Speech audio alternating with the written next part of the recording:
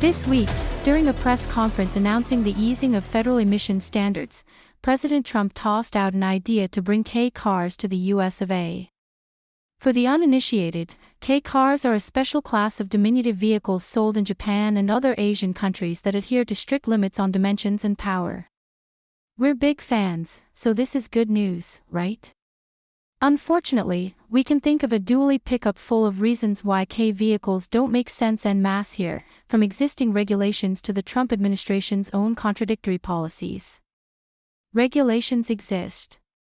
The US isn't like other countries, and that's more evident in the types of cars we buy and drive. Sure, this is a big country with a lot of non-urban residents, and the public transit and rail systems here lack the coverage enjoyed by small by comparison European countries. Americans drive longer distances and prefer bigger vehicles. But it's not just those preferences that influence our vehicular landscape. Federal auto standards and regulations don't quite match up with those of most other countries. For that reason, a vehicle built to pass muster in, say, France or Norway doesn't automatically gain entry into the US market. Engineers have to engineer differences to safety equipment and crash structures, testing is duplicative, and emission standards are much more stringent almost everywhere else. This is why there are very few global cars anymore. It's simply not financially viable, so instead, cars for the US and other markets cater to their respective audiences. Even if we did adopt the same design and safety standards as, say, those needed to pass Europe's Euro NCAP, that wouldn't solve the K problem.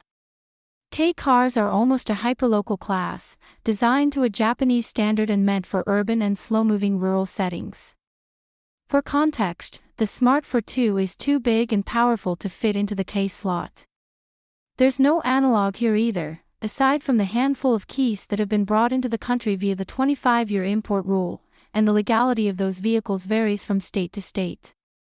Assuming it would be brought about with the same dictate first, answer questions later, maybe the philosophy of so many other Trump plans, such a change would again put the whole automotive industry into disarray.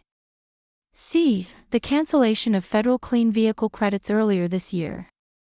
Car companies take longer than a day, more like several years, to respond fully to regulatory changes. It takes time to plan, develop, test, build, and deliver new products.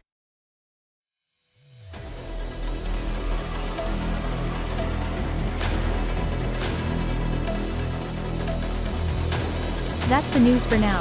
Thanks for being with us. The news continues on this channel. Have a great time.